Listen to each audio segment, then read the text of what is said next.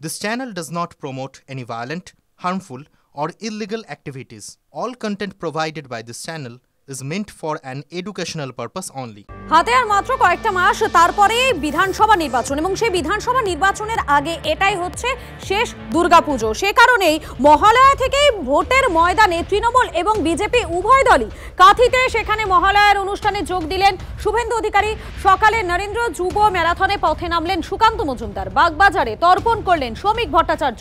শিলিগুড়ির মহানন্দা ঘাটে সেখানে জনসংযোগ সারলেন বিজেপির শঙ্কর ঘোষ এবং অপরদিকে তৃণমূলের গৌতম দেবও জনসংযোগ সেরেছেন তিনি। তর্পণের মধ্যে দিয়ে জনসংযোগ সারলেন মন্ত্রী বেচারাম মান্না।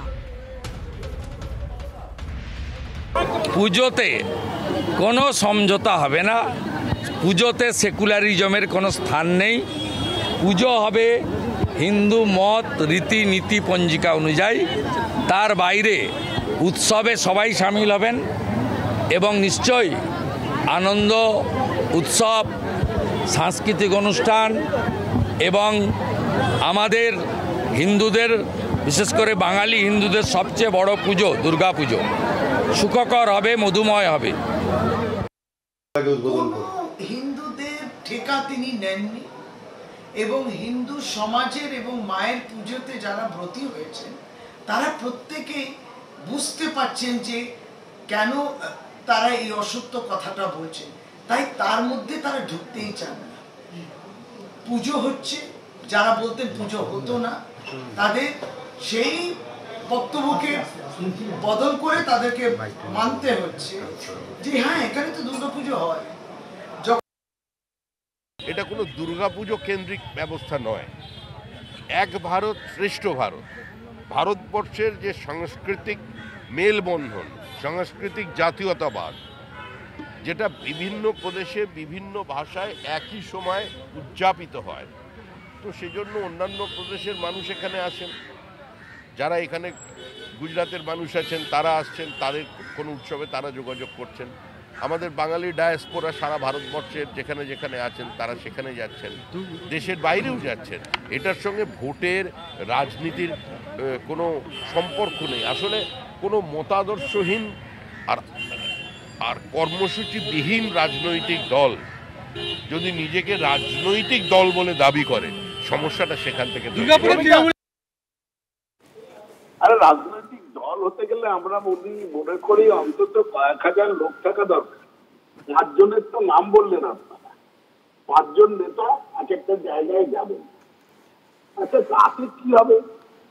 আজকে মুখ্যমন্ত্রী 35-40 হাজার দুর্গাপুজোকে অনুদান দিয়ে সাহায্য করছে, চিরাচরি দুর্গোৎসবে সাহায্য করছে, তার বিরুদ্ধে হাইকোর্টে গেছে এরা, তাহলে দুর্গাপুজো বন্ধ হয়। এরা সব সময় দুর্গাপুজো যাতে এখানে না হয় তার চেষ্টা করেছে এই বিজেপি। আজকে হঠাৎ উঠে পড়ে লেগেছে। গতকাল মুখ্যমন্ত্রী একসঙ্গে 3000 দুর্গাপুজোর উদ্বোধন করেছে।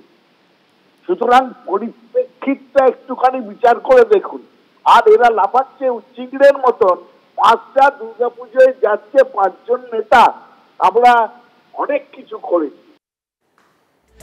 এবার ভোট অনেক দিক থেকেই কিন্তু পুজোর ভোটের ঠিক আগেই পুজো হওয়ায় অনেকগুলো ইকুয়েশন মাথায় রাখতে হচ্ছে।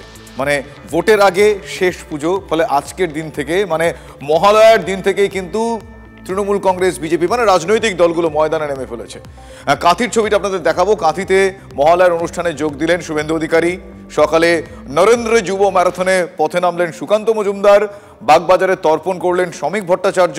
শিলিগুড়ির মহানন্দা ঘাটে জনসংযোগে দেখা গেল বিজেপির শঙ্কর ঘোষ এবং তৃণমূলের গৌতম দেবকে। তর্পণের মধ্যে দিয়ে জনসংযোগ সারলেন মন্ত্রী বেচারাম মান্না। ফলে ভোটের আগে এবার পুজো ভোট পুজোর স্বার্থেও অনেকাংশে স্পেশাল, যে কারণে একেবারে ভোট ময়দানের আগে পুজো ময়দানে নেমে গিয়েছে রাজনৈতিক দল এবং তাদের গুরুত্বপূর্ণ সদস্যরা। পাশাপাশি পুজোয় বিশেষ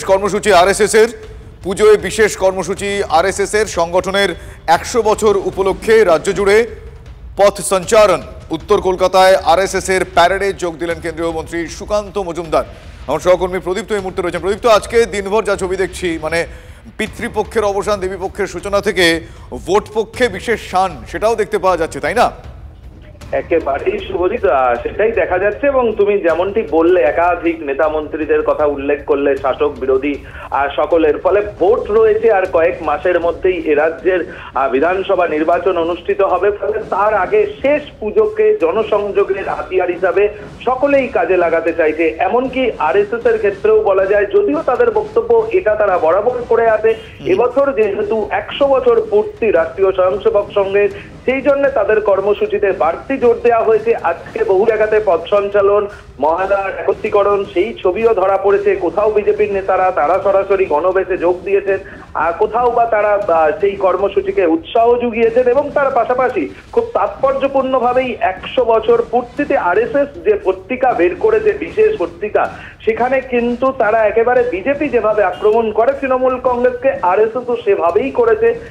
অনুপ্রবেশের ক্ষেত্রে এই রাজ্যের মুসলিম ভোট ব্যাংকের জন্যই অনুপ্রবেশ বাড়ছে, যা দেশের নিরাপত্তার ক্ষেত্রে কোথাও বড় অন্তরায় সৃষ্টি করছে বলেও আরএসএস এর এই বুকলেটে প্রকাশ করা হয়েছে। অর্থাৎ ভোট পক্ষে আর শাসক বিরোধী সকলেই রাস্তায় নেমে পড়েছে। তাদের ছবি দেখতে পাওয়া যাচ্ছে আজকে। অনেক ধন্যবাদ প্রদীপ্ত কান্তি।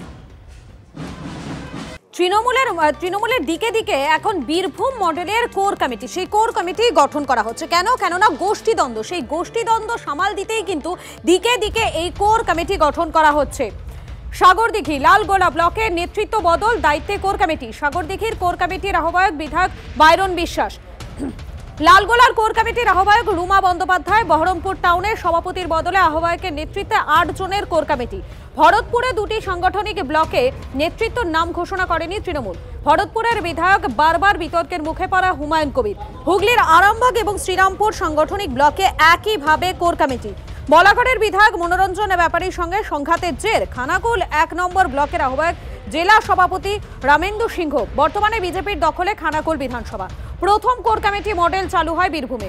জেলার পর এবারে ব্লক স্তরেও কোর কমিটি মডেল শাসক দলের।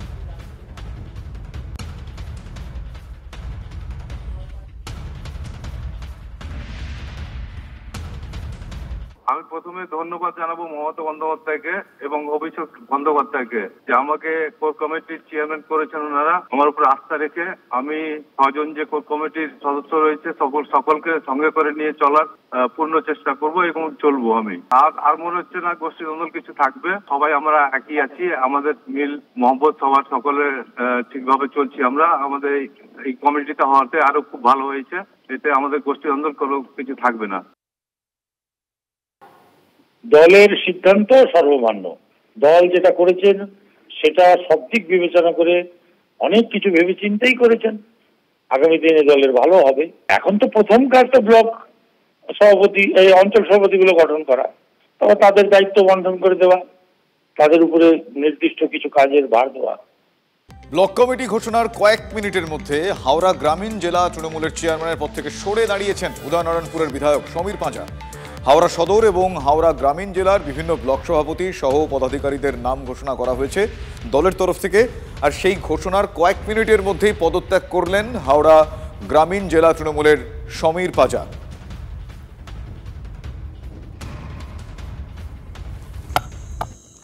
নেত্রী আমাকে যথেষ্ট অনেক গুরুত্ব দিয়েছেন, অনেক জায়গা দিয়েছেন, আমাকে ভালোবাসা দিয়েছেন, স্নেহ দিয়েছেন। নেত্রীর প্রতি আমার বিন্দুমাত্র কোনো রকম ক্ষোভ বিক্ষোভ কোনো কিছুই নেই।